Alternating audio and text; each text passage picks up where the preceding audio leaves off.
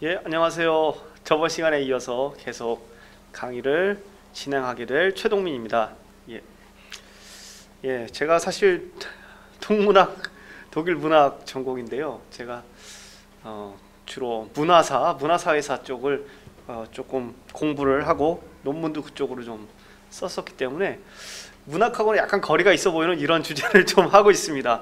자, 첫 시간에서 이야기했었던 부분들, 첫 번째 시간에 주로 1차 세계대전이라는 것이 어떤 사회심리학적인 영향력을 끼쳤는가에 대해서 이야기를 했습니다. 그러면서 바로 전시동원체제의 경험이 국가의 강한 인간을 포함한 모든 자원에 대한 지배력을 강화시켜주는 방향으로 발전시켰다. 그런 종류의 사상과 정치 시스템이 발전하는데 큰 영향을 줬다라고 말씀드렸습니다.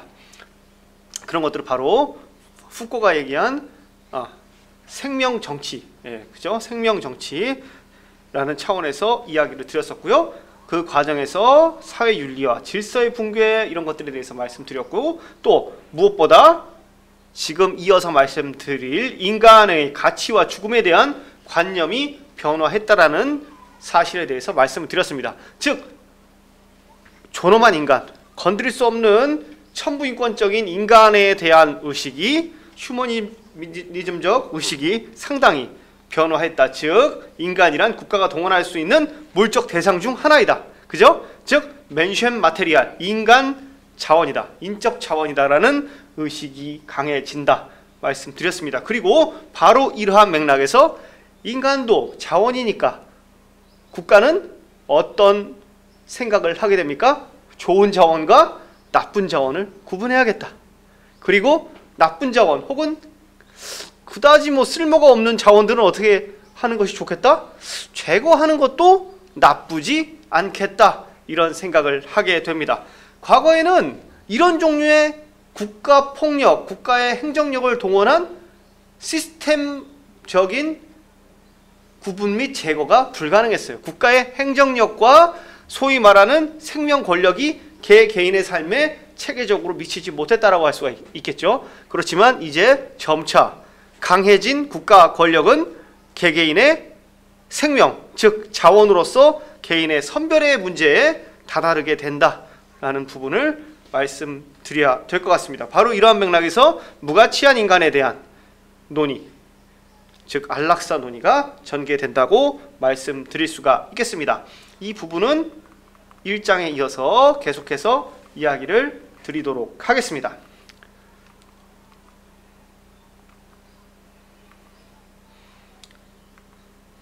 자, 거의 다 넘어왔는데요.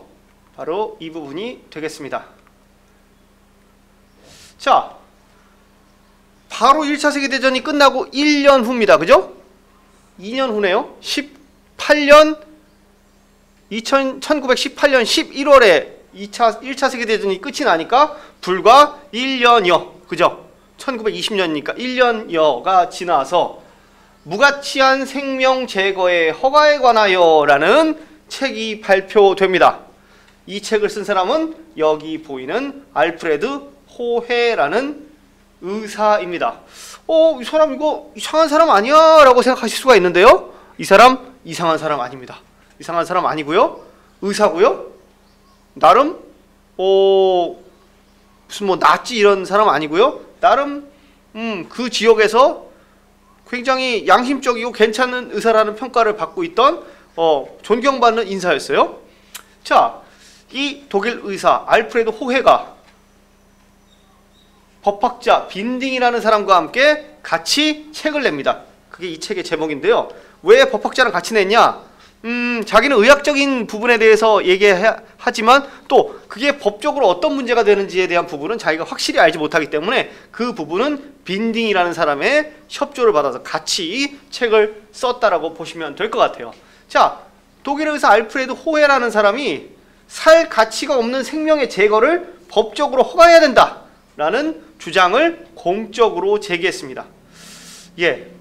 이것이 소위 안락사 논쟁입니다. 안락사의 법적 허가를 주장한 건데요. 자신은 이제 의학적인 입장에서 주장을 했고요. 이것을 법적으로 어떻게 허가해야 되는지에 대한 절차적 부분은 빈딩이라는 사람이 썼습니다. 자, 안락사 문제는 사실 지금도 굉장히 논의가 많이 되고 있습니다. 그래서 특히 유럽에서는 이런 것들이 상당히 논의가 진전이 됐습니다. 그래서 스위스 같은 나라에서는 합법적으로 안락사를 할 수가 있죠. 그죠? 여러분도 아마 영화나 다큐 같은 데서 보셨을 거예요.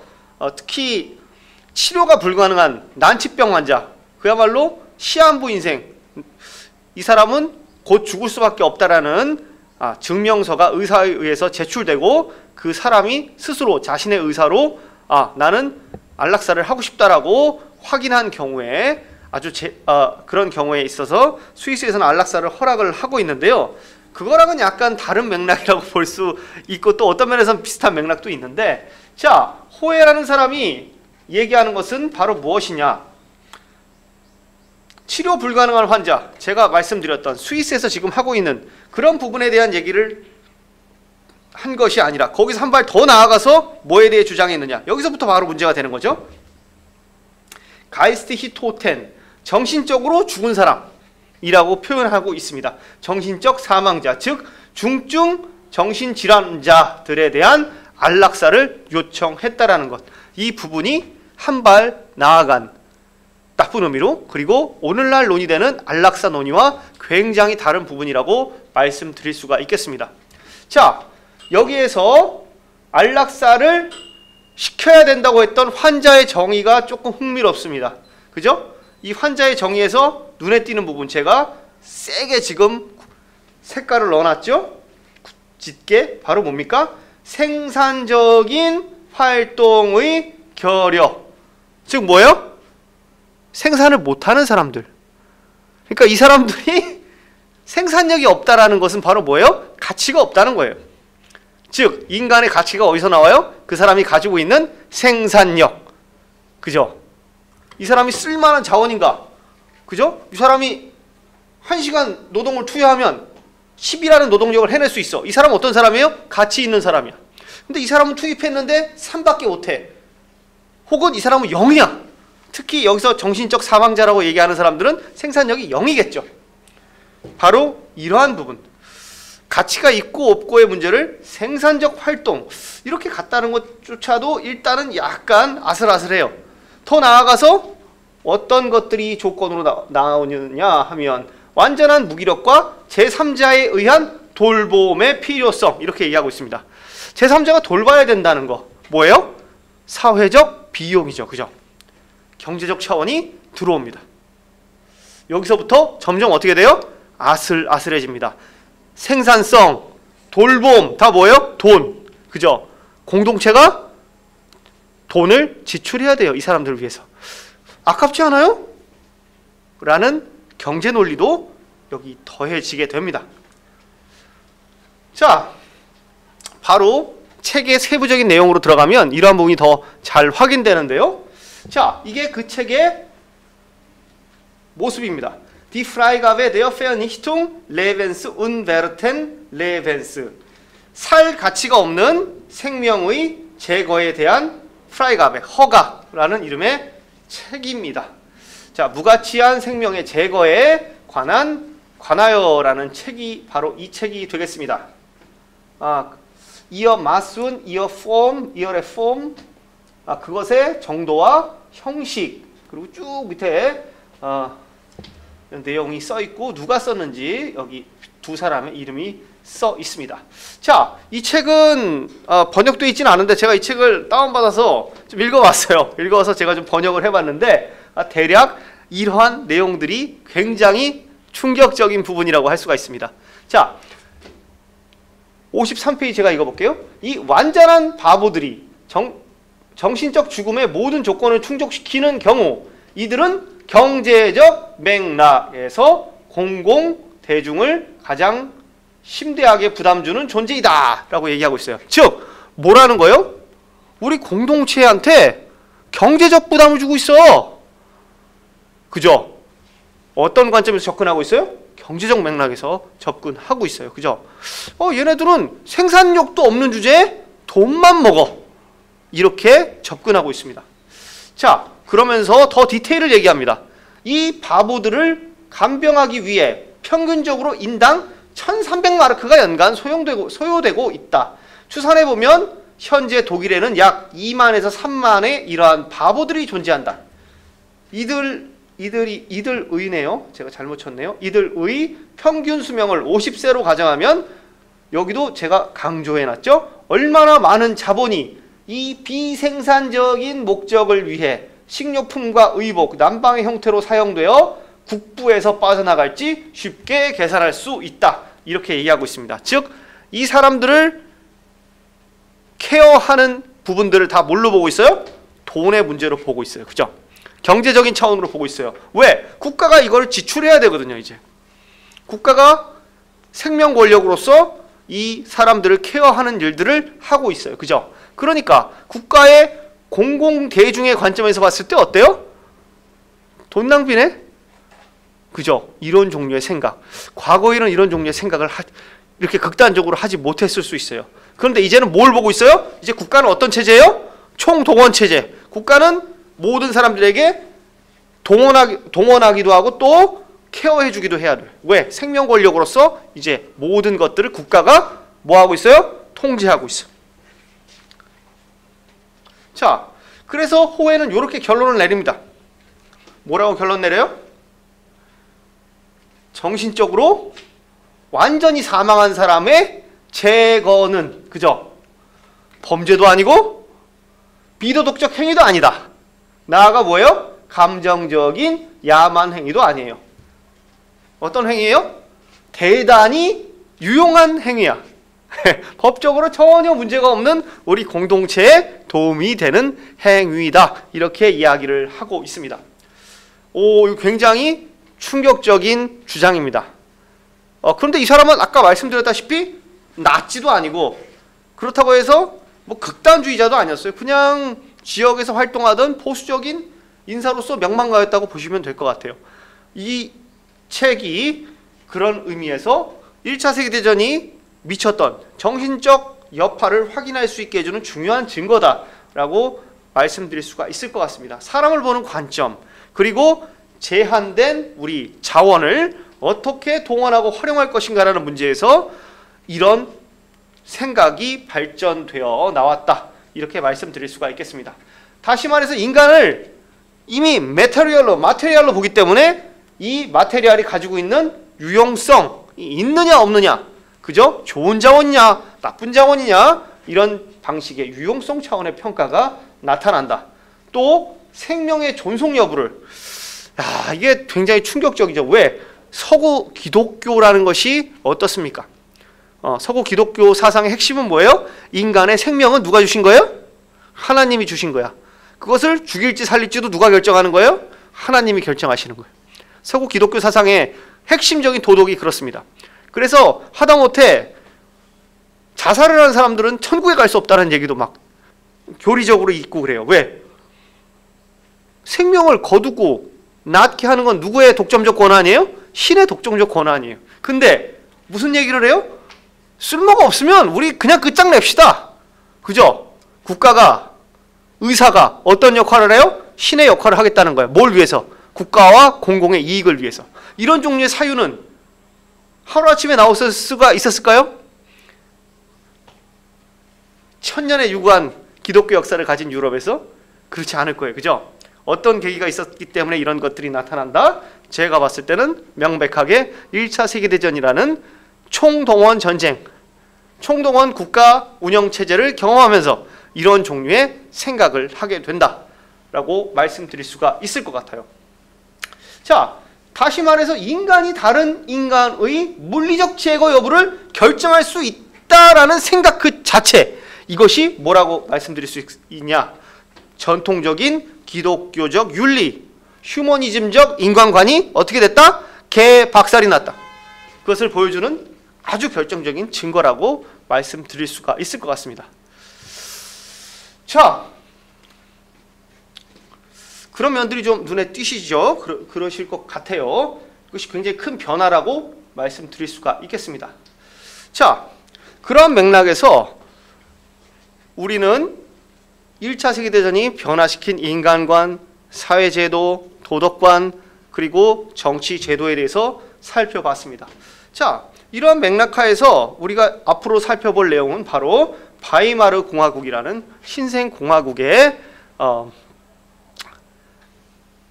운명, 그리고 그 복지국가 안에서의 빛과 그림자를 좀 살펴보려고 합니다.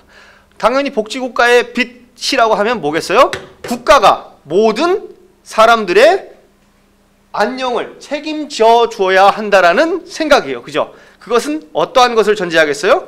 그 국가의 국민들 개개인에 대한 생명 권력을 작동시키겠다라는 분명한 의지의 표명입니다. 긍정적인 의미에서. 자, 그런데 그러한 것들이 특정한 위기 상황에서 어떠한 그림자로 나타날 수 있을지 그 부분에 대해서 세부 사항으로 들어가서 말씀을 드리도록 하겠습니다. 자,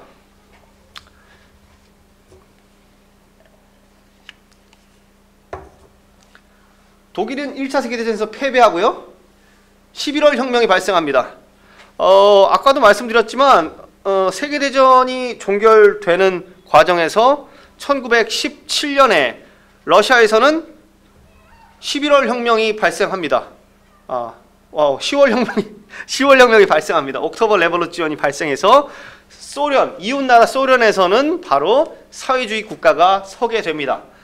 이런 종류의 사회적 급변은 독일에도 영향을 줍니다. 당연히 독일에도 영향을 주고요. 독일에서도 혁명이 일어난 후에 황제가 퇴위하고 최초의 민주공화국이 수립되게 됩니다. 예, 황제는 서둘러 네덜란드로 도피를 하게 되죠. 자, 상황이 이렇게 되니까 시대정신은 뭐예요? 이제 더 많은 복지, 더 많은 사회주의, 우리가 뭐 해야 된다? 감행해야 된다 라는 의식이 비단 정치권뿐만 아니라 평범한 시민들한테서도 강해지게 됩니다.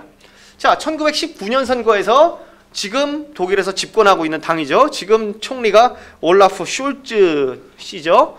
올라프 숄츠 에스페데 3인당 지금 집권을 하고 있는데요. 이 당시에 처음으로 3인당이 집권을 하게 됩니다. 1919년에 3인당이 38%의 득표로 다수당으로 집권을 하게 됩니다.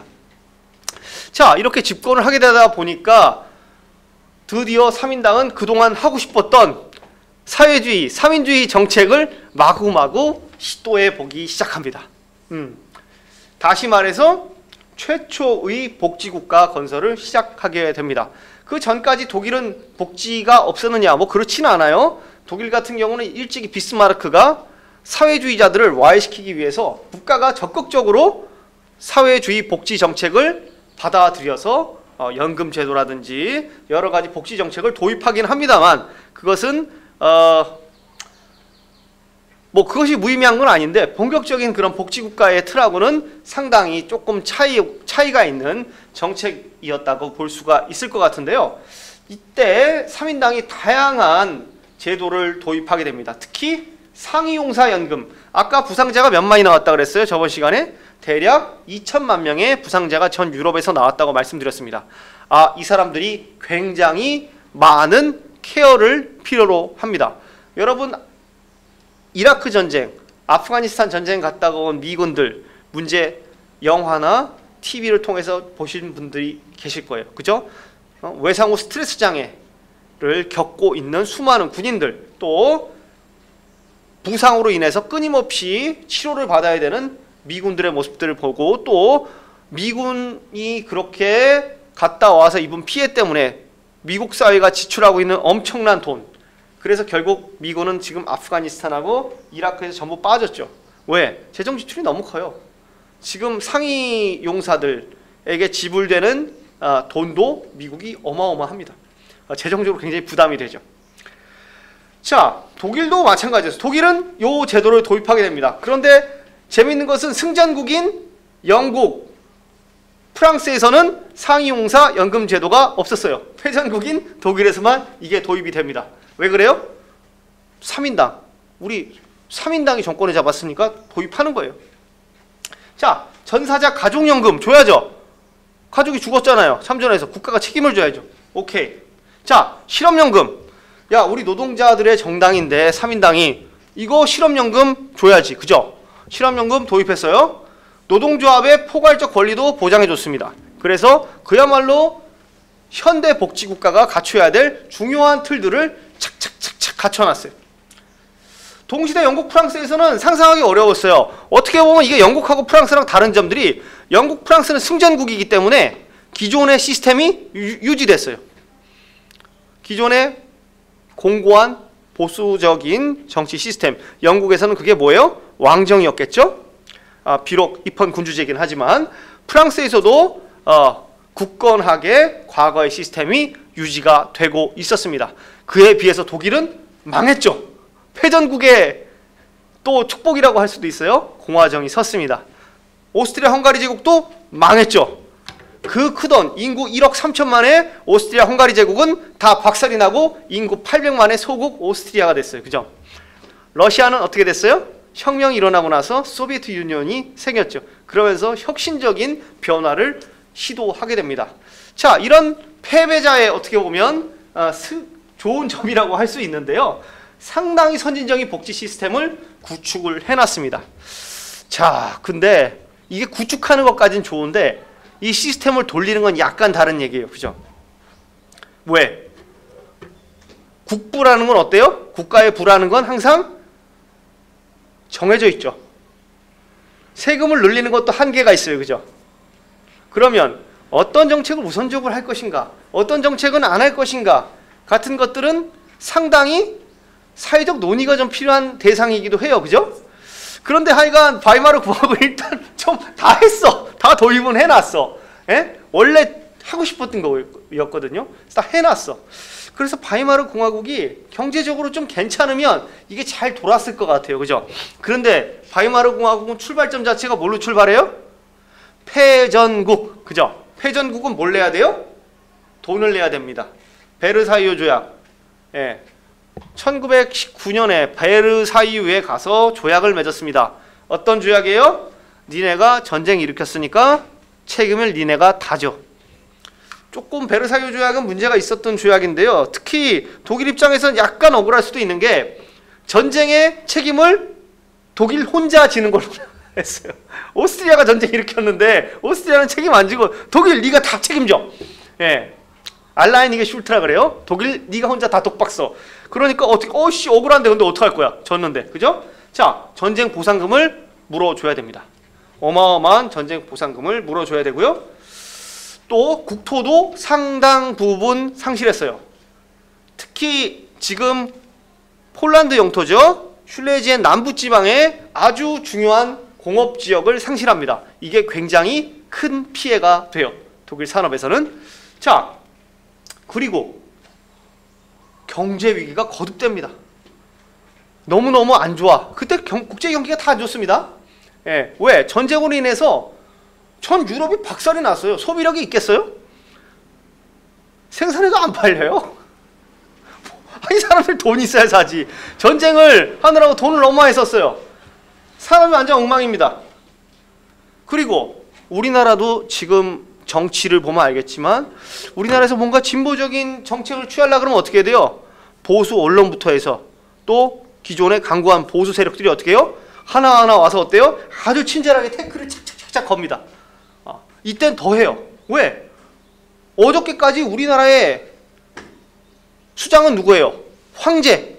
그 위대한 카이저, 황제가 다스리다가 오늘은 대통령이 누구예요?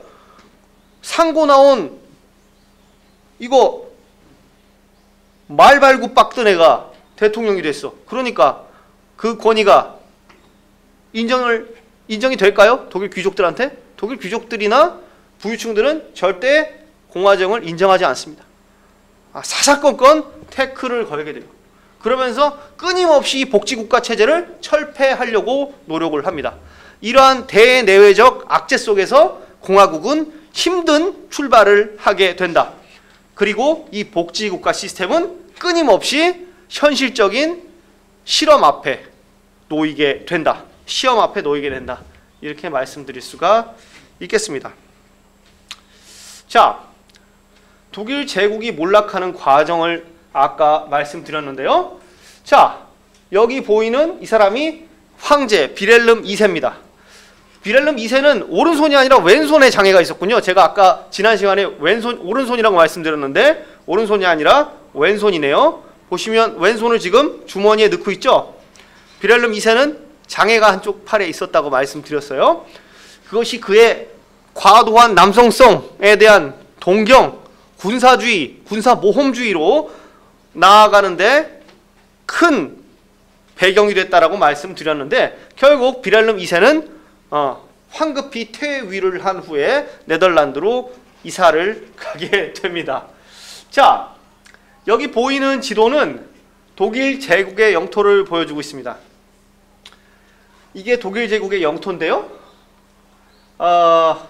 보시면 점선으로 되어 있는 부분 있죠? 점선으로 되어 있는 부분은 독일이 상실한 영토입니다. 독일이 1차 세계대전에서 하고 즉각적으로 상실한 부분입니다. 즉각적으로. 이 부분 알자스 로렌 그리고 폴란드 여기를 서프로이센이라고 얘기합니다. 독일에서는 이 서프로이센 지역을 상실을 하게 됩니다. 그리고 이쪽 핵심 공업지역 이쪽도 상실하게 되는데요. 하여간 상실하기 전에 있었던 총선에서 나온 결과를 보여주고 있는데요. 요 빨간색이 보여주고 있는 것이 3인당입니다. 예, 사회민주주의 정당인 3인당. 그리고 이 검은색으로 표시된 지역은 바로 오늘날의 앙겔라 메르켈이 있었던 당, 기민당의 전신인 중앙당. 예, 당 이름이 센터예요, 센터. 젠트롬. 중도다 이거죠. 예, 이 당이 일부 지역, 보수적인 카톨릭 지역에서 많이 표를 받게 됩니다. 그럼에도 불구하고 전체적으로 보시면 어때요? 전 국토가 빨갛게 물들었어요. 그죠? 뭘 만들자는 거예요? 복지국가, 공화국, 잘 살아보세 만들어 보자는 겁니다. 그죠? 자, 이렇게 해서 바이마르 공화국이라는 최초의 민주국가 또 복지공화국 탄생을 하게 됐습니다. 자, 지금은 없어진 베를린 궁전 얼마 전에 복원했구나. 훔볼트 포럼이라고 새로 다시 복원을 했는데요. 예, 독일 베를린에 있던 베를린 궁전에서 있었던 공화국 선포식의 사진입니다. 여기 난간에 서서 팔을 위험하게 들고 있는 요즘 건축법이 바뀌어가지고 난간에 이렇게 서 있으면 안 되는데 난간에 요즘 기둥 세워야 됩니다. 제가 요즘 집을 짓고 있는데 이 건축법 맨날 보거든요. 이거 보니까 불안해 보이네요. 이 사람이 초대 총리인 필립 샤이데만입니다. 그리고 이 오른쪽에 앉아 있는 분이 초대 대통령인 프리드리히 에버트입니다. 프리드리히 에버트 표정이 반쯤 썩어 있죠. 왜 썩어 있어요? 너무 사는 게 힘들어. 예, 맨날 쿠데타가 일어납니다. 여기서 쿠데타 일어나고 여기서 쿠데타 일어나고 저기서 반란 일어나고 좌파가 폭동 일으키면 우파가 또 폭동 일으키고 뭐 도망 다니고 말도 아니에요. 초기에 엄청나게 많이 고생을 하게 됩니다.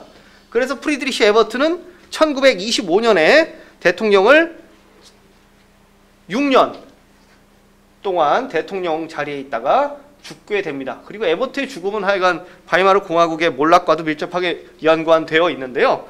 그보다 더 흥미로운 부분은 바로 에버트가라는 사람의 캐릭터인데요. 에버트는 3인당의 우리나라에서 되게 싫어하는 전업 활동가였습니다. 전업 활동가, 노조 전업 활동가였어요. 이 사람은 자기 스페셜이 뭐냐 하면 마구 만드는 사람이에요. 말 탈 때 말 안장 이렇게 얹히죠?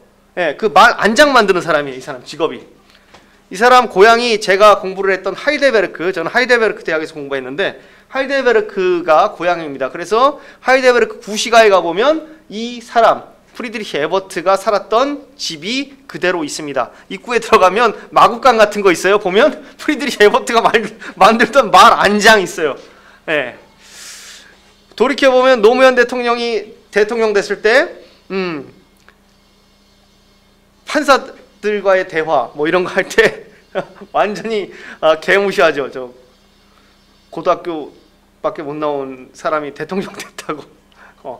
민주공화국인 우리나라에서도 그런데 얼마 전까지 황제가 국가의 최고 수반이었던 그런 귀족의 나라였던 독일에서 황제의 자리를 이 마국간에서 마구 만들던 아저씨가 됐다고 했을 때 겪게 될 엄청난 저항, 보수 세력의 저항은 우리가 상상해도 그 상상 이상입니다. 상시적인 암살 위협에 시달리고 굉장히 많은 고생을 하게 됩니다. 자, 이렇게 출발 자체가 쉽지가 않았어요. 출발 자체가 쉽지 않았는데 대외적으로도 엄청난 어려움이 누적됩니다. 자, 베르사유 조약을 통해서 국토를 상실해요. 아까도 말씀드렸다시피 즉각적으로 알자스 로렌과 폴란드, 서프로이센은 상실합니다. 그에 더해서 메멜이라고 하는 지역은 리투아니아한테 가고요. 단지히는 독일인들이 전체 인구의 90% 정도 살고 있었는데 여기는 폴란드한테 주기도 애매하고 독일한테 주자니 아까우니까 독립시킵니다. 독립국가가 돼요. 단지 도시국가라는 걸 만듭니다. 히틀러가 1939년 2차 세계대전을 일으키게 되는 핵심적인 원인이 바로 이 단지히라는 나라를 만든 것이라고 할 수가 있는데요. 연합국이 찬 큰 똥볼 중에 하나라고 말씀드릴 수도 있을 것 같아요. 자, 그리고 오버슐레지엔이라고 하는 공업지역을 상실하게 됩니다.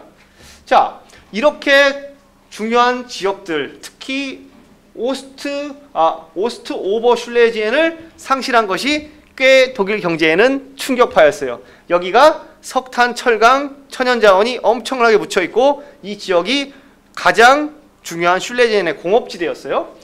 자, 이러다 보니까 역시 영토적으로도 적지 않은 피해가 있었어요.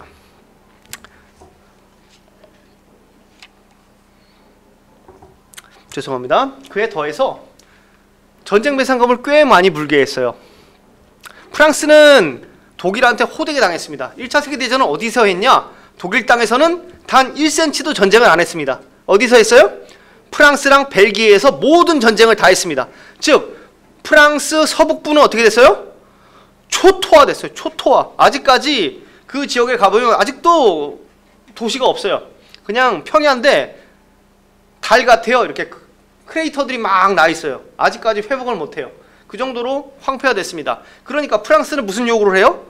야, 저 독일을 끝장내야 된다. 독일을 농업국가로 만들어야 된다라고 프랑스는 주장해요. 그리고 라인강 주변은 전부 다 DMZ로 만든 다음에 이놈들 농업국가로 만들어야 된다라고 주장을 했는데, 그러니까 영국이 보니까 어때요? 같이 영국은 싸웠지만 이놈 봐라, 이거 미친놈이네? 왜? 독일이 너무 약해지면 유럽의 패권은 누가 가져요? 프랑스가 가지게 되죠. 그러면 영국 입장에선 그것도 불안해. 적당한 힘의 균형이 있어야 돼요. 그러니까 영국이 누굴 부릅니까? 미국한테 전화를 합니다. 아우, 좀 와서 좀 조율 좀 해보지? 라고 하니까 어떻게 돼요? 미국이 개입을 해서 프랑스를 적절히 제어하면서 베르사유 조약을 맺게 되는데요. 그럼에도 불구하고 상당히 많은 돈을 프랑스에게 갚아야만 했습니다. 자, 근데 바이마르 공화국이 돈이 있어요, 없어요? 없어요. 돈이 없으니까 어떻게 해요? 프랑스 애들이 옵니다. 자, 가져갈 거 뭐 있나 볼까? 기차에 실습니다. 싫어요. 어떻게 해요? 출발합니다. 다 갖고 가요. 공장 막 뜯어갑니다. 예. 경제적으로 타격이 크죠. 자, 이 그림은 1922년에 나온 신문 기사 광고인데요. 자, 뭐라고 써 있습니까? 독일에 새로 태어나는 모든 아이들은 얼마예요? 33만 파피어 마르크의 빚을 지고 태어나는 거예요. 태어나는 순간 33만 파피어 마르크가 딱 빚으로 딱 떨어지는 거야. 이것은 4,763.5 골드 마르크에 상응합니다. 태어나면 이거 빚이야, 그냥. 예. 이렇게 각인당 빚을 줘야 돼. 그리고 프랑스 애들은 독일 애들이 빚을 안 갚으니까 어떻게 해요? 들어옵니다. 독일에 들어와요. 독일에 들어와서 자기들이 석탄을 캐가요. 막 캐가. 이런 식으로 프랑스가 또 막 나가기 시작하니까 미국이 개입을 합니다. 미국이 개입을 해서 소위 말하는 도스안이라는 걸 만들어요. 미국의 경제부 장관 도스라는 사람이 만든 안이에요. 그것은 뭐예요? 1988년까지 빚을 갚도록 하는 정책이에요. 조금 나눠가지고 야 1988년까지 내라. 그런데 이때가 몇 년이에요? 1920년대인데 1988년까지 갚으라 그러면 우리로 치면 우리가 빚을 졌는데 야 너희 2080년대까지 갚어 이렇게 얘기하는 거예요. 그러면 어떡하겠어요? 좀 황당하겠죠. 그러니까 뭐라는 거예요? 3세대에 걸쳐서 갚아야 된다는 거예요. 3세대에 걸쳐서 앞으로. 그래야지 빚을 갚을 수 있다라는 생각을 하게 됩니다. 나중에 우리한테도 잘 알려진 케인즈라는 영국의 경제학자는 당시에 연합군의 경제정책을 보면서 야, 이 프랑스와 영국의 과도한 전쟁 배상금 요구가 결국에 더 비싼 값을 치르게 될 것이다. 이렇게 과도한 배상금 요구는 하지 말아야 된다라고 케인즈가 얘기했었는데 뭐 당연히 개무시당했죠. 근데 케인즈 말이 맞았어. 더 비싼 값으로 이 배상금을 치르게 되는데 그게 바로 뭐예요? 2차 세계대전이겠죠. 전 인류적으로 빚을 치르게 되는데요. 그 과정에 바이마르 공화국이 서 있었다 이렇게 보시면 될 것 같아요. 자, 안 그래도 빚을 갚느라고 조금 독일은 안 좋긴 했어요. 근데 이걸 가지고도 물론 논의가 많아요. 당시에 케인즈는 과도한 전쟁 배상금 요구라고 주장을 했지만 오늘날의 독일 학자들의 특징은 좀 제가 봤을 때는 그래요. 일단 기본적으로 야, 다 독일이 잘못한 거야 이런 스탠스를 가지고 있고 독일이 잘못한 게 맞죠. 저도 그렇게 생각하는데 경제학자들이 계산을 해보기에 야, 생각보다 이거 갚을만 했다. 그렇게 큰 빚 아니었어. 이렇게 주장하는 사람들이 한 6할 정도 되는 것 같고 그래도 좀 많은 돈이었어 라는 사람이 한 3할이고 야, 이건 절대 안 돼 하는 사람이 1할이 안 되는 것 같아요. 제가 봤을 때 전반적으로. 그냥 제가 하는 소리입니다. 근데 대체적으로 분위기가 그래요. 자, 그런데 돈을 못 갚아요. 돈을 못 갚습니다. 1922년쯤 되면 돈을 못 갚아요. 그러니까 프랑스 군대가 직접 독일의 핵심 산업지역인 루르 지방으로 들어옵니다. 루르 지방이 어떤 곳이냐 하면 독일의 핵심 산업지역입니다. 우리나라 광부 아저씨들 1960년대 대거 광부들이 이주하셨죠. 거기가 바로 여기에요. 루르 지방. 여기가 석탄 철강이 엄청나게 묻혀있는 지역입니다. 자, 돈을 안 갚으니까 프랑스가 뭐라 그래요? 아유 무리해서 갚지마. 뭘 갚어. 내가 가서 가져갈게. 라고 프랑스군이 와서 탄광에 들어와서 자기들이 캐요. 자기들이 캐서 가져갑니다. 그러니까 이 지역에서 일하던 광부들은 어떻게 했어요? 광부들은 어떻게 했겠어요? 전부 파업했겠죠. 광부들이 전부 파업하니까 무슨 돈을 줘야 돼요? 바이마르 공화국 정부에서는 당연히 실업연금을 줘야겠죠. 복지국가잖아요. 그러니까 실업연금을 줘야 되죠. 왜? 프랑스 군들이 들어와서 우리 탄광을 점령해서 파업을 하고 있으니까 파업에 대한 실업연금을 줘야 됩니다. 그래서 실업연금을 줘요. 처음엔 전 잘 줬어요. 근데 이 사태가 1년 넘게 가거든요. 그러니까 나중에는 어떻게 돼요? 돈을 줘야 되는데 돈이 없으니까 획기적인 방법을 개발해야 됩니다. 돈을 찍습니다. 그냥 돈을 찍어요. 돈을 찍어서 줍니다. 그러니까 어떻게 돼요? 우리가 흥선대원군이 뭐라 그랬습니까? 당백전을 찍으면 이게 100배의 어치가 되겠지? 라고 생각했지만 실제로 당백전은 어느 정도 화폐 가치를 가져요? 최고 한 5배에서 7배 정도 화폐 가치를 가졌다고 제가 들었던 것 같아요. 5배 정도? 100배여야 되는데 5배밖에 안 되는 거죠? 마찬가지예요. 돈을 찍으면 어떻게 돼요? 화폐 가치가 떨어지죠. 그래서 1922년에 하이퍼 인플레이션이 납니다. 우리 몇 년 전에 짐바브웨 달러가 뭐 1조 무슨 달러 막 이렇게 되고 그랬었죠. 야, 그런 건 짐바브웨 같은 아프리카 후진국에서나 일어나는 일 아니야? 라고 생각할 수 있지만 우리가 알고 있는 독일에서 이런 일이 일어납니다.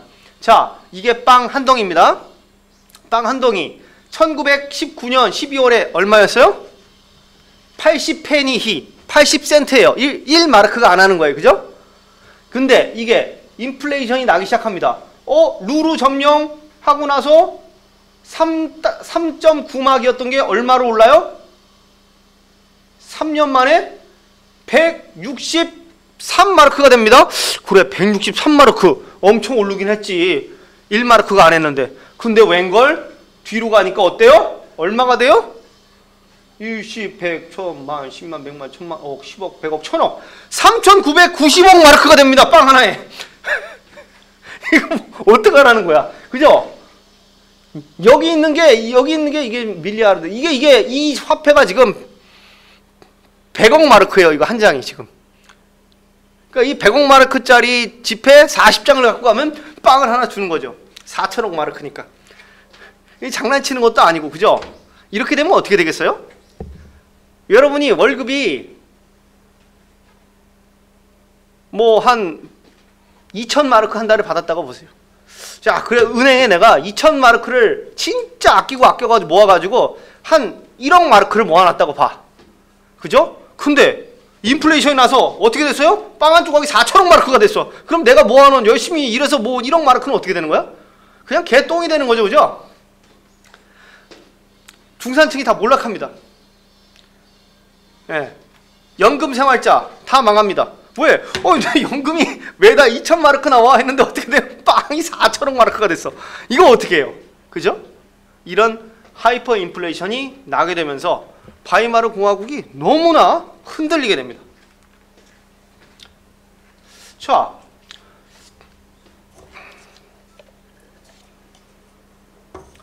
바이마르 공화국의 제도 엄청 좋아요. 제도 엄청 좋고요.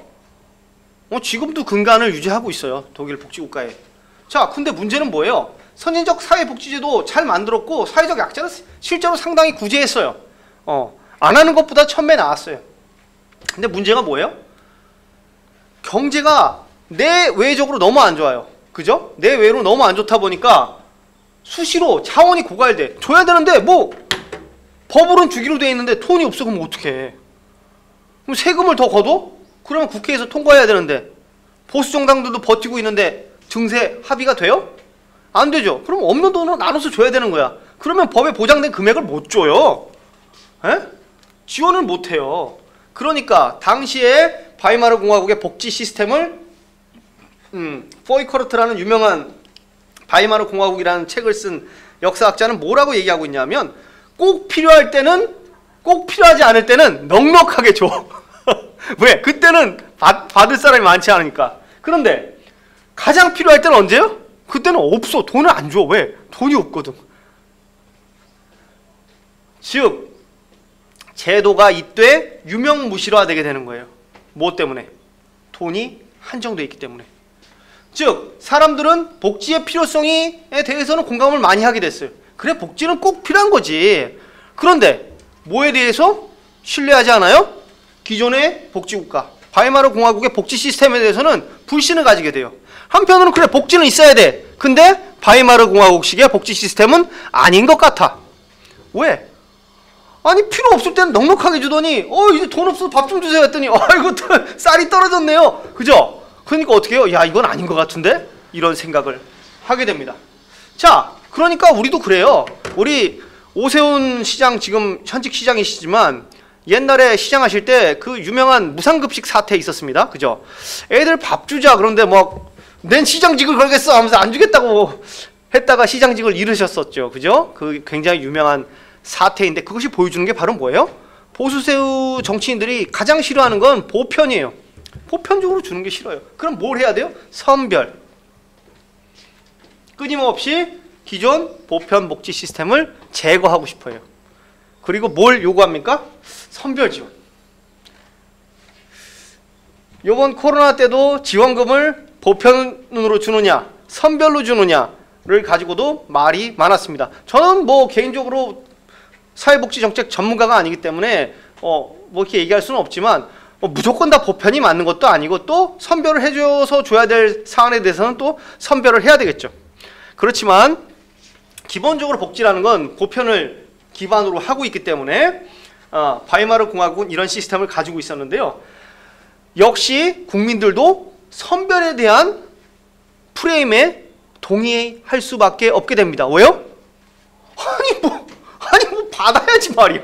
받아야 되는데 안 주잖아. 그러니까 뭐예요? 야, 더 급한 놈부터 주자. 그죠? 그게 바로 뭐예요? 선별이죠. 이런 프레임으로 갈 수밖에 없는 거예요. 왜? 재원이 없으니까. 재원이 많으면 괜찮은데 재원이 없으니까 제한적 지원으로 인해서 선별적 복지에 대한 목소리가 계속 높아지는 거예요. 왜? 바이마르 공화국에는 받을 사람 누구 있어요? 일단 전쟁 부상자들, 그죠? 이 사람들 줘야 될 거 아니에요. 그 다음에 미망인은 쓰면 안 된다. 그러니까 이거 전쟁 가족들, 전쟁으로 인해 사망한 군인 가족들, 이런 사람들한테 돈 줘야죠. 실업자 연금 줘야죠. 그러니까 여러 가지 연금 제도 중에 야, 꼭 필요한 사람부터 주자, 이런 목소리가 상당히 높아지게 된다. 자, 이런 바이마르 공화국이 참 큰 위기를 많이 겪었는데요. 특히 1919년부터 1925년 초까지 바이마르 공화국이 엄청난 격변을 겪습니다. 특히 23년도가 제일 힘든 해였는데요. 22년에 루르 점령 이후에 23년에는 좌우에서 한 차례씩 쿠데타를 일으킵니다. 23년에 공산당이 공산당은 혁명이라고 얘기하죠. 혁명을 시도하고요. 그리고 우파든 누가? 히틀러가 그 유명한 뮌헨 폭동을 일으킵니다. 이렇게 힘든 23년을 넘기고 평화의 25년이 옵니다. 1925년부터 1929년 미국에서 시작된 1929년 세계경제공황이 오기 전까지 대략 4년 반에서 5년 동안 뭐가 와요? 황금의 20년대가 와요. 이때가 정말 바이마르 공화국 최호황기입니다. 경제적으로도 엄청나게 좋아서 전쟁 후 완전히 파괴되어 있던 영국과 프랑스를 누르고 다시 한번 세계 경제 2위 국가로 바이마르 공화국이 발돋움합니다. 영국의 산업 생산량을 다시 추월해요. 즉 민주주의 시스템이 반드시 경제적으로 취약하지 않다는 걸 보여준 것이죠. 자, 이때 훌륭한 작가들이 많이 나옵니다. 문화적으로 굉장히 꽃을 펴요. 제가 문학 전공이니까 한번 넣어봤어요. 여기 있는 사람 토마스만이고요. 제가 전공한 베르톨트 프레히트, 알프레드 드웨블린, 헤르만 헤세, 에릭 캐스트너, 영화 감독 프리츠 랑입니다. 와, 이때가 진짜 바이마르 공화국 시기가 정말로 문화의 황금기입니다. 즉 자유로운 정치 시스템이 훌륭한 문화를 꽃피게 하는데 얼마나 중요한 전제 조건인지를 잘 보여주는 것이 바로 이 바이마르 공화국 시기라고 볼 수가 있는데요. 이 아름다운 황금의 20년대는 오래 가지 못합니다. 왜 오래 가지 못해요? 여러분들 아시는 분들 많을 거예요. 그죠? 1929년 세계경제대공황 터집니다. 세계경제대공황이 터지는데 이것이 뉴욕 증시 폭락으로부터 시작되죠.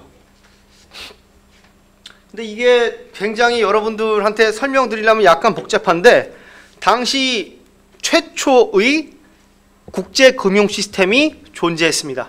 어떤 금융 시스템이 존재했냐 하면 아주 심플하게 말씀드려서 영국하고 프랑스는 자기 돈으로 전쟁을 한 게 아니에요. 이미 1915년, 16년 지나면 프랑스와 영국의 금고는 바닥이 나요. 그러면 누구 돈으로 전쟁을 했어요? 미국에서 차관을 받아서 미국 돈으로 전쟁을 했습니다. 자, 미국은 여기 있어요. 미국이 누구한테 돈 줘요? 영국, 프랑스한테 돈 줘요. 전쟁이 끝났어요. 그럼 이제 영국, 프랑스는 어떻게 해야 돼요? 미국의 돈을 갚아야죠. 근데 미국한테 갚을 돈이 프랑스랑 영국이 있어요, 없어요? 없죠. 그럼 얘네는 돈을 누구한테 받아야 돼요? 독일한테서 받아야 돼요. 독일이 영국, 프랑스한테 돈을 주면 이 돈을 미국이 다시 받는 시스템인데 문제는 독일이 돈이 없어. 그러니까 어떻게 해요? 미국이 독일한테 차관을 줘요. 독일은 미국한테 차관을 받아서 열심히 일을 해서 그 돈을 프랑스랑 영국한테 갚으면 영국하고 프랑스는 그 돈을 누구한테 갚아요? 미국한테 갚어. 이런 시스템으로 국제 금융 시스템이 처음으로 도입이 되게 됩니다. 이때가 최초의 어떤 금융 시스템이 도입되는 시기라고 볼 수가 있는데요. 문제는 뭐예요? 미국의 경제 위기가 오니까 미국이 독일에 있던 돈을 어떻게 해요? 빼가기 시작합니다. 수거해 가요. 나도 죽겠어 임마. 형님 나는 에이 몰라. 그죠? 돈 뺍니다. 그랬더니 이제 미국은 영국한테 프랑스한테 야 돈 갚아 임마. 그랬더니 독일한테 가겠죠. 똑똑 돈 주세요. 돈 없는데요. 미국이 다 갖고 갔는데요. 하니까 어떻게 돼요? 에라 모르겠다. 독일이 어떻게 돼요? 난 모르겠다. 안 갚어. 배째.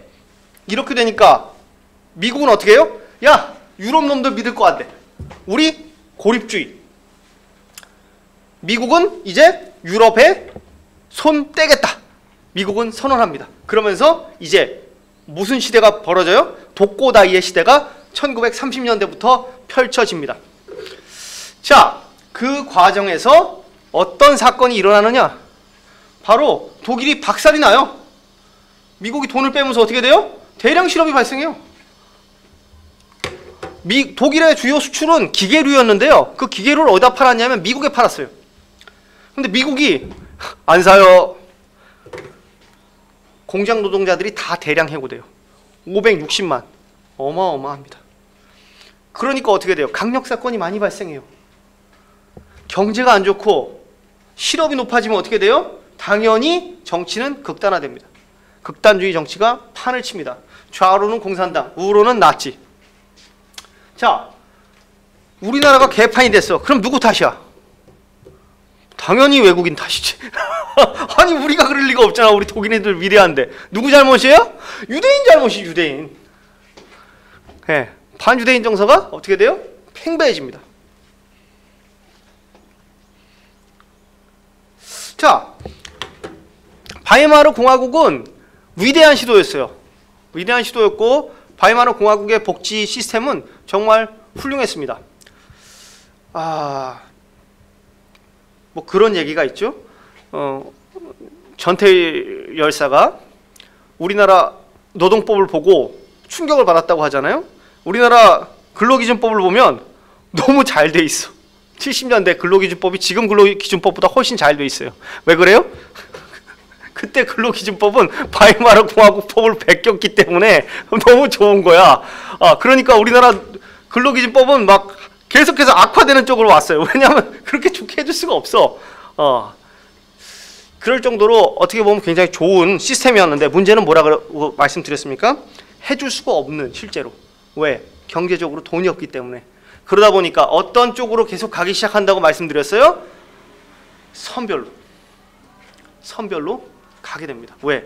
그 배경에는 엄청난 경제 위기가 도사리고 있었기 때문에 국가는 충분한 재원을 마련할 수 없으니 이제는 어떻게 하겠다? 더 필요한 사람부터 선별해 주겠다. 즉 프레임이 우편에서 선별로 변화하는 과정을 겪게 된다고 말씀드렸습니다. 자, 1929년 미국발 경제 위기로 독일 경제가 초토화되죠.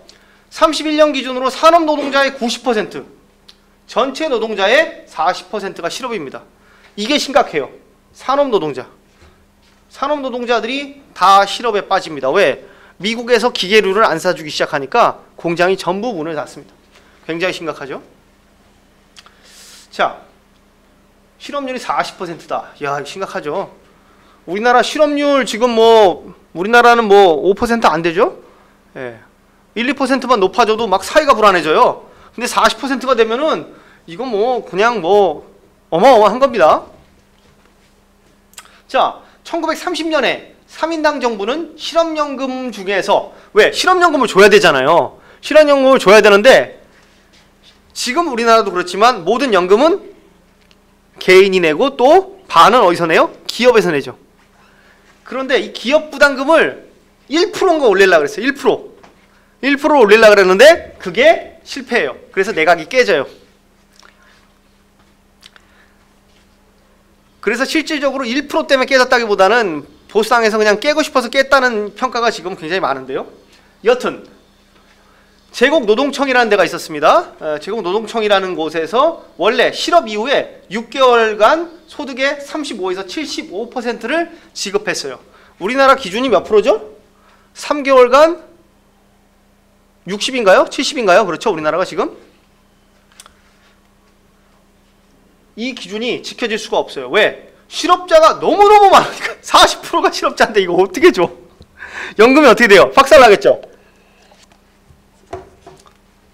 지급을 못해요. 그러니까 1930년 공황 초기에는 저 연금 주세요 라고 신청했던 사람들한테 얼마 줘요? 3분의 2한테 줘요. 100명이 신청하면은 66명한테 준 거예요. 그런데 이게 경제 위기가 제일 심해졌던 32년에는 어때요? 6명이 신청하면 1명만 주는 거야. 돈이 없어서. 이렇게까지 고갈돼요. 이렇게 되니까 에이 어차피 보편적으로 다 신청한다고 주지도 못할 거 야 급한 놈부터 줍시다. 이렇게 되는 거예요. 그죠? 그렇게 분위기가 점점 바뀌게 됩니다. 그죠? 3인당 집권 이후에 보수정당은 야 그러니까 내 말 들었어야지. 내가 진작에 선별하자 그랬잖아 임마. 내 말 들었으면 이런 일 없잖아. 그죠? 그리고 가난한 사람들은 어떻게 해요? 스프만 주면 돼. 빈민구제책. 무료급식. 이걸로 실업 문제 그냥 퉁치자. 이렇게 주장하게 됩니다.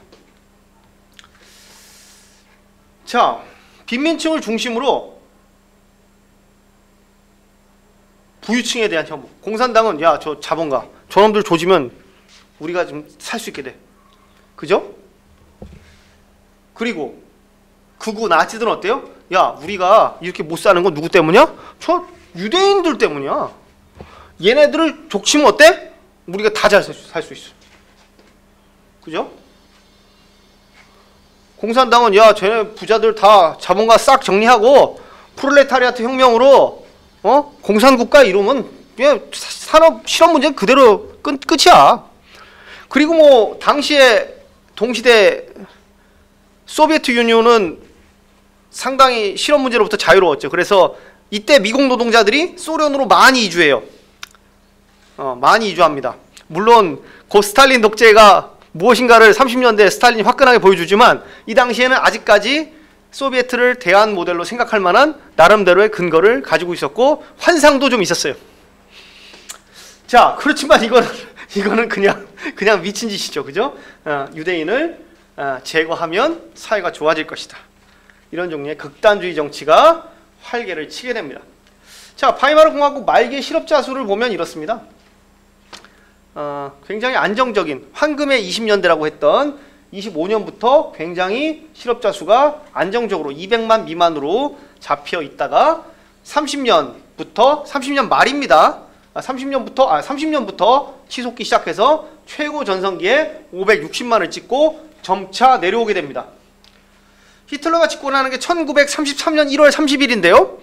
그 이후에 이게 꺾인다고 해서 이걸 히틀러의 업적이라고 주장하는 사람들도 있으나 그것은 사실이 아니라는 게 대부분의 경제학자들의 이야기고요. 이때 되면 이미 경제가 풀리는 시점으로 갔고 그 시점과 히틀러의 집권이 같은 시기에 맞아떨어졌다라고 보는 연구도 굉장히 많이 있습니다.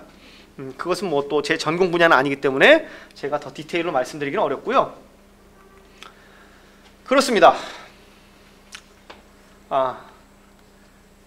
보수정부, 특히 나치는 이런 것들을 되게 좋아했어요. 민족 공동체에 공동체적인 뭐랄까 고통분담 하면서 이렇게 무료급식소, 그리고 일요일은 전국민 스프 먹기 날 지정해가지고 그날은 전국민이 다 스프로만 먹어야 돼. 뭐 이런 거 합니다. 예. 자, 정치 극단화된다고 말씀드렸죠. 공산당은 여기 보이는 에르스트 텔만이라는 공산당 지도자를 중심으로 한 적기단이라는 준군사 조직을 만들어요. 그래서 길거리에서 총 들고 다녀요 막. 그리고 나치 돌격대 둘이 맨날 싸워요. 길거리에서 서로 쏴 죽이고. 예, 정치가 이렇게 극단화됩니다. 자, 이런 상황 속에서 결국 누가 승리해요? 우리는 알고 있죠.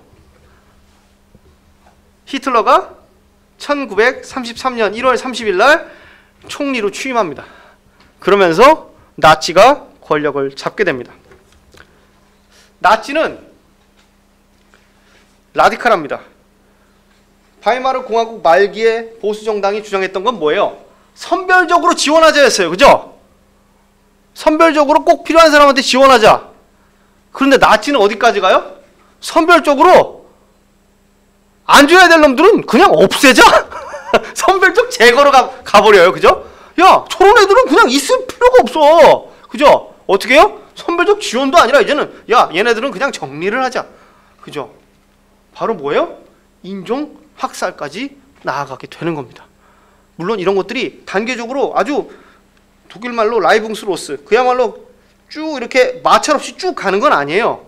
그렇지만 어느 정도 이런 흐름 속에서 작동하고 있는 메커니즘이 있다 말씀을 드릴 수가 있을 것 같아요.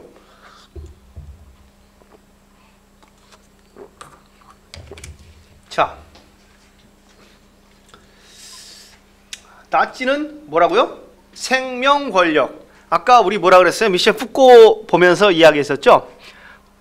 바이오 파워, 비오 마크트, 생명 정치, 생명 권력. 뭐라 그랬어요? 국가 권력이 뭘 건들 수 있다라는 생각을 하게 된다고 말씀드렸어요. 세계대전을 겪으면서 야, 모든 개개인의 생명에 대한 결정권을 누가 가지고 있다? 국가가 가질 수 있다라는 종류의 생각을 하게 됩니다. 칼 슈미트는 그것을 소위 잘 알려져 있는 주권론, 그죠? 주권론, 비상사태에 대해 결정할 주권자의 정치적 결단이라는 이론으로 체계화한 바가 있는데요. 자, 다시 말해서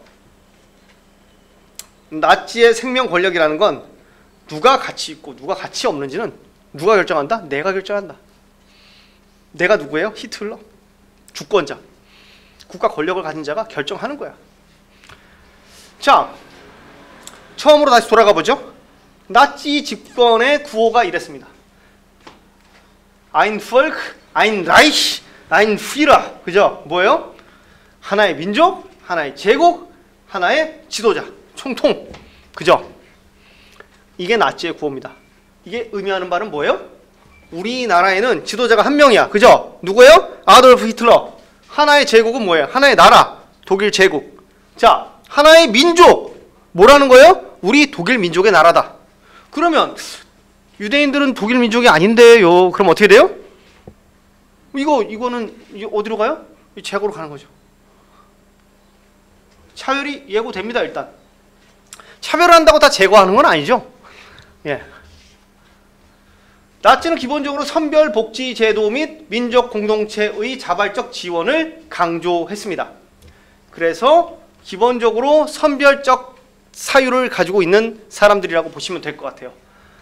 이거 뭐 그렇게까지 중요한 건 아닌데요. 독일 민족의 동계 구호 조직이라는 걸 만듭니다. 그래서 복지 문제를 국가의 업무에서 민족 공동체의 과업으로 설정을 했다라고 말씀드릴 수가 있고요.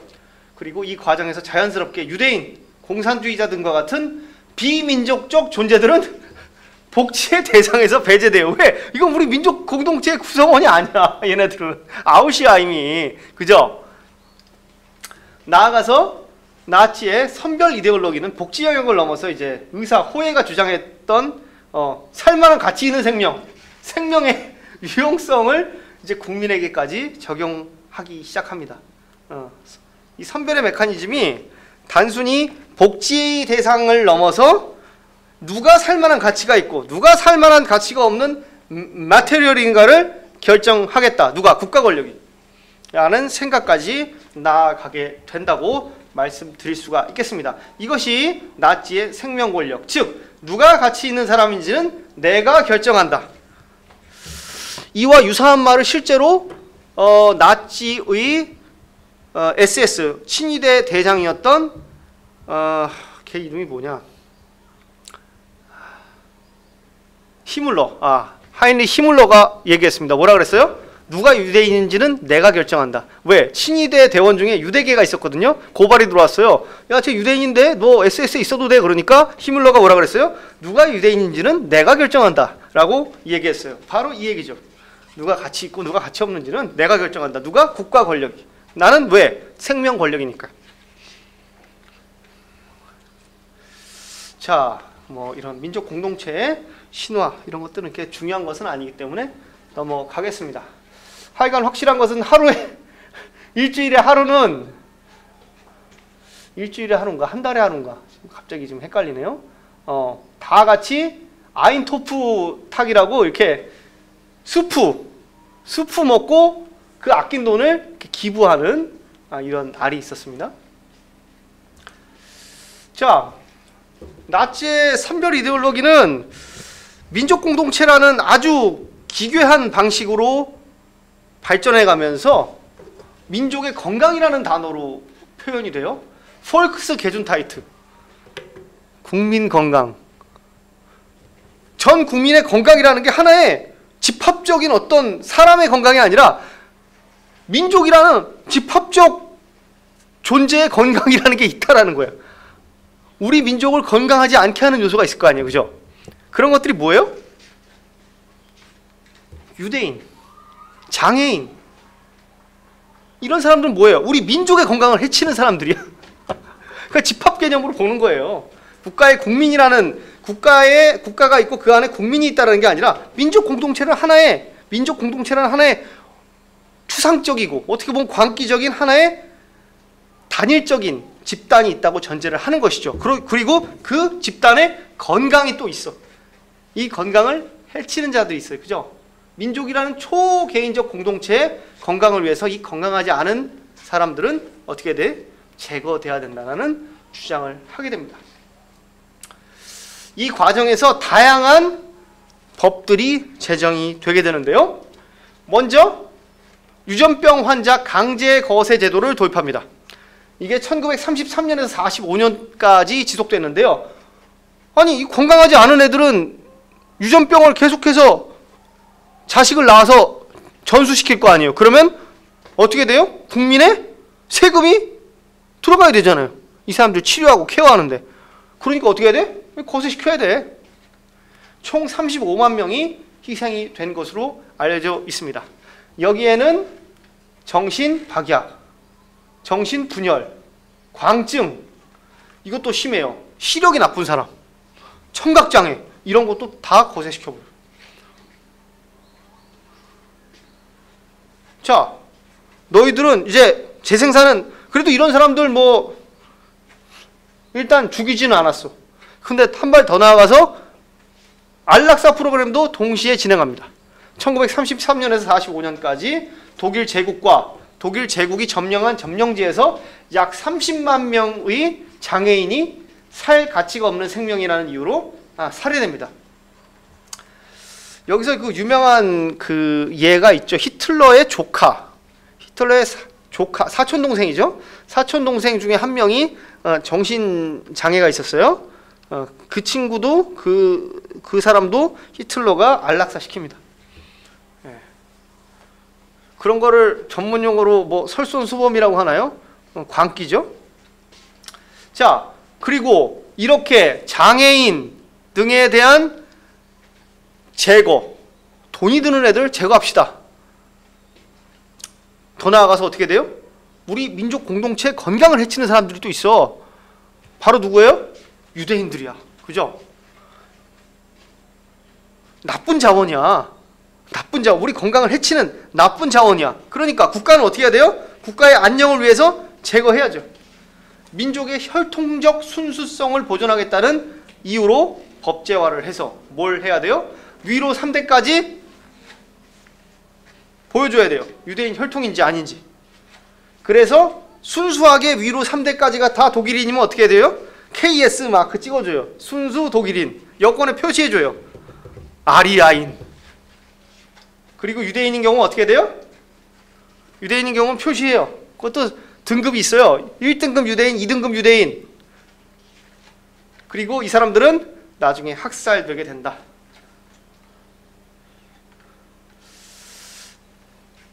이게 법 공표한 그 뭐라 그러더라 이걸 우리말로 뭐라 그러지? 예, 법률 공포한 법률 그 텍스트예요. 라이스 게제츠 블라트라고 써 있네요. 무슨 법이에요? 유전병 후손 방지법이에요. 이게 그 법안을 담고 있는 페이퍼고요. 오른쪽에 있는 건 아주 잘 알려져 있는 뉘른베르크 법이죠. 예. 도이치 블루티게 독일인. 그럼 독일인. 그죠? 순수 독일인. 자, 혼혈 2등급. 유대인, 독일인. 반유대인, 독일인. 그러면 여기는 뭐예요? 4분의 1 독일인이죠. 4분의 1 유대인이죠. 왜냐하면 할아버지, 할머니 때 4명 중에 1명이 유대인이야. 그러면 4분의 1이니까 이건 2등급 유대인이야. 이 사람들은 살아나가요. 대체로. 강제 수용소에 끌려가지는 않습니다. 1등급 유대인이 있어요. 1등급 혼혈. 이게 2등급 혼혈이에요. 2등급 혼혈이고 1등급 혼혈이 있어요. 이거 웃으면서 할 얘기 아니에요. 할머니 할아버지 때에 2명이 절반이 유대인이야. 그리고 부모가 둘 다 어때요? 반유대인이죠. 이렇게 되면 어떻게 돼요? 나도 반유대인이죠. 이건 혼혈 1등급이야. 그리고 4명, 조부모의 4명 중 3명 이상이 유대인이잖아요? 그럼 그냥 이건 유대인이야. 냈다 유대인이다. 이것도 그냥 유대인. 근데 여기는 뭐예요? 여기는 무조건 강제 수용소예요. 1등급도 제가 알기로는 상당히 끌려갔어요. 2등급 혼혈부터는 그렇게 많이 그렇게 수용소에 끌고 가지는 않았던 걸로 알고 있어요. 이 정도는 차별을 많이 받았다고 해요. 직업에서. 공무원이 될 수 없고 일단 주요 관직, 주요 직업에 진출할 수가 없고 그렇지만 여기 죽지는 않았다고 그러더라고요. 하여간 이런 종류의 법제화를 하게 됩니다. 재밌는 거는 안락사라는 개념 자체도 바꿔버려요. 나치 때 들어와서. 이건 제가 브로카우스 대백과사전을 번역한 건데요.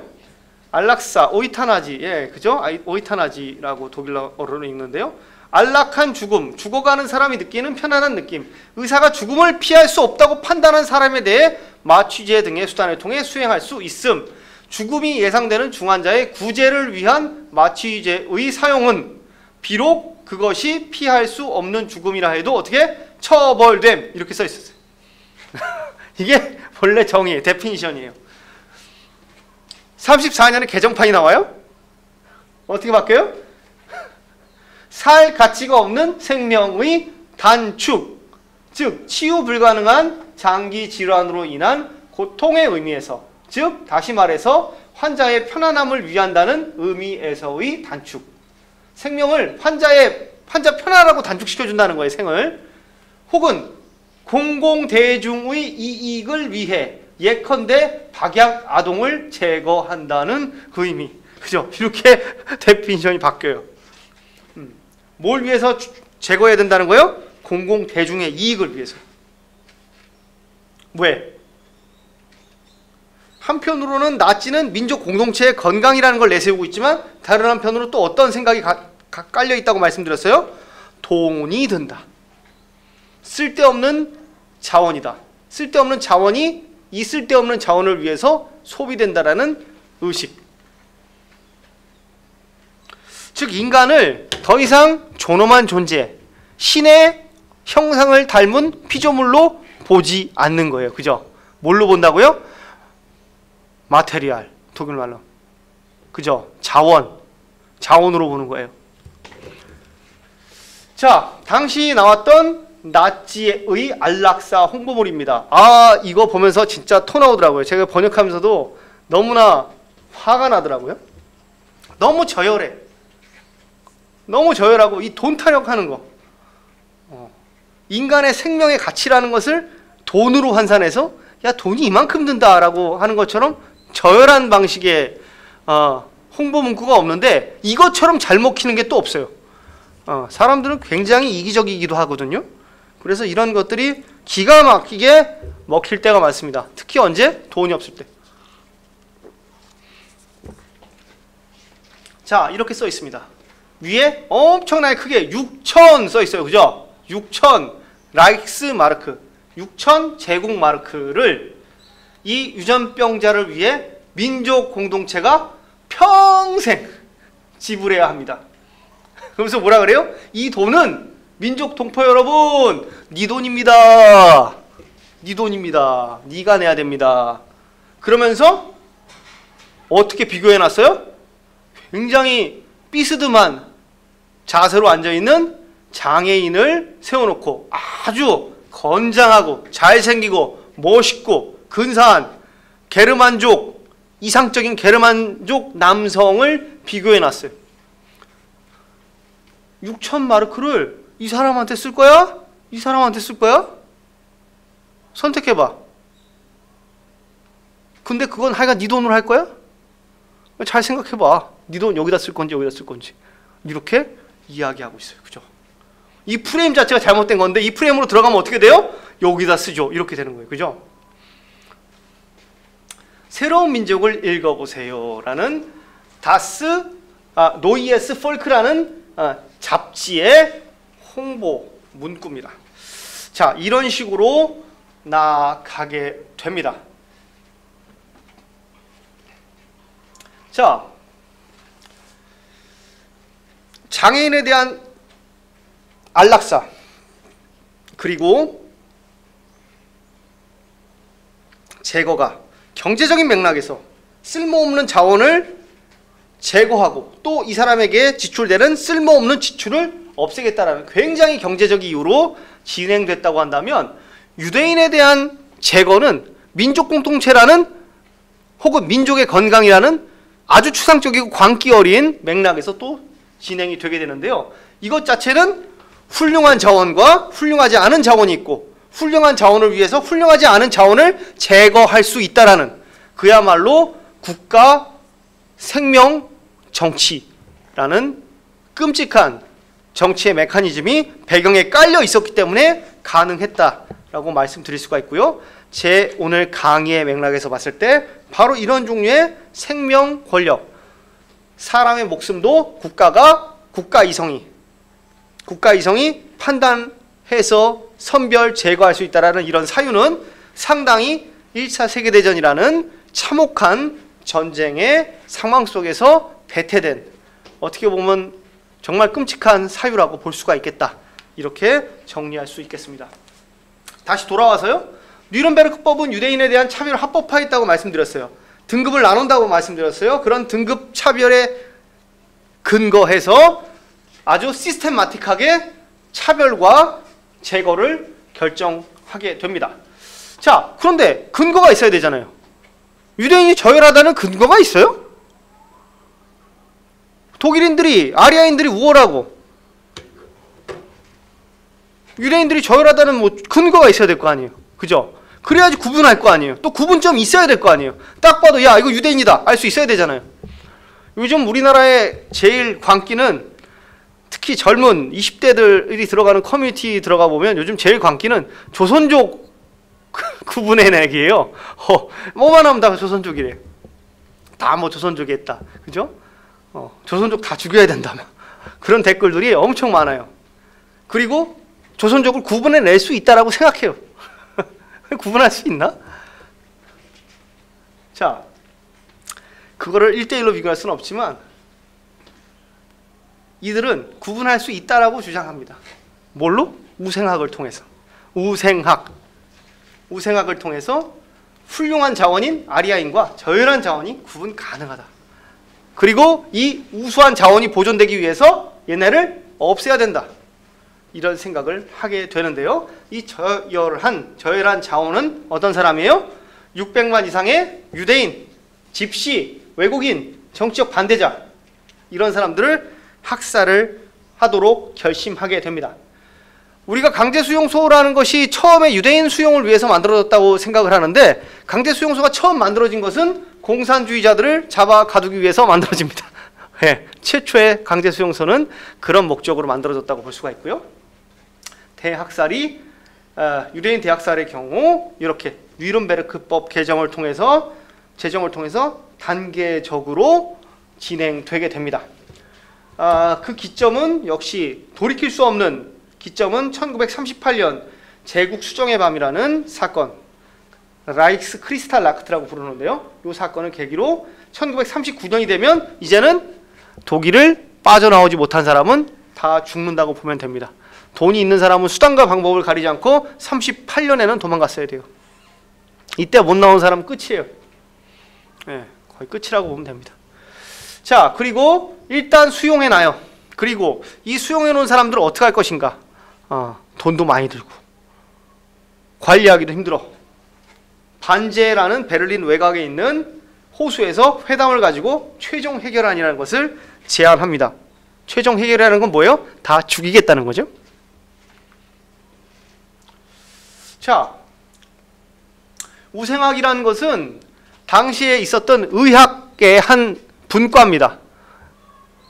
우월한 것과 우월하지 않은 생명을 구분하기 위한 학문이죠. 유사과학이에요. 이걸로 박사학위 받은 사람들 전후에 박사학위 전부 다 취소됐습니다. 유대인들을 외관으로 구분할 수 있다는 거예요. 뭐라고 써 있어요? 유대인들은 특징적인 외관의 특징이 있습니다. 라고 이야기하고 있어요. 그러면서 전형적인 유대인 이렇게 막 합니다. 그러면서 얘네들이 어떻게 유대인이라는 인종이 탄생했고 얘네들의 특징이 뭔가 측정합니다. 막 보여줘요. 예를 보여줘요. 자, 영원한 유대인이 빈으로 온다. 유대인들의 특징. 자, 봐요. 이렇게 생겼어요. 유대인들. 딱 보면 아시겠죠? 여러분? 그죠? 막 재요. 야, 유대인들은 코가 평균이 몇 센치고 눈이 평균이 몇 센치고 눈 색깔이 어떻고 그래서 이 표도 있어요. 눈 색깔 표도. 전형적인 아리아인의 눈 색깔 해가지고 1번 눈 색깔부터 12번 눈 색깔까지 있고 유대인들의 전형적인 눈 색깔 1번부터 8번까지 있고 막 이런 식으로 만듭니다. 예. 그래서 구분 지을 수 있다 이거예요. 우열함과 저열함은 구분할 수 있다라는 거예요. 구분할 수 있어야 죽이는 게 정당화될 거 아니에요. 차별하는 게. 자, 그리고 본격적으로 유대인을 탄압합니다. 이게 38년에 있었던 라이히스 크리스탈나크트 제국 수정의 밤이라는 사건인데요. 이름 들으면 되게 근사해요. 수정의 밤이라니까 막 샤방샤방하고 이럴 것 같은데 왜 수정의 밤이에요? 밤에 나치 놈들이 유대인들의 상정을 전부 불 지르고 쇼윈도를 다 깼어요. 쇼윈도를 다 깬 다음에 불을 지르니까 어떻게 돼요? 깨진 쇼윈도가 불에 반사돼서 반짝반짝반짝 빛나니까 마치 수정이 빛나는 것 같더라 라고 해서 수정의 밤입니다. 이때를 기점으로 유대인들은 그야말로 파멸적 상황에 몰리게 됩니다. 예, 전 유럽에 있었던 유대인들은 정말 어려워지죠. 독일에 55만 3천 명, 56만 5천 명 있었어요. 폴란드에 300만, 이 폴란드에 300만 유대인들이 거의 많이 죽었죠. 그 다음에 소비에트 유니온에 있었던 250만의 유대인들 굉장히 많이 죽었죠. 여기 이 폴란드 유대인하고 소비에트 유대인이 제일 많이 죽었어요.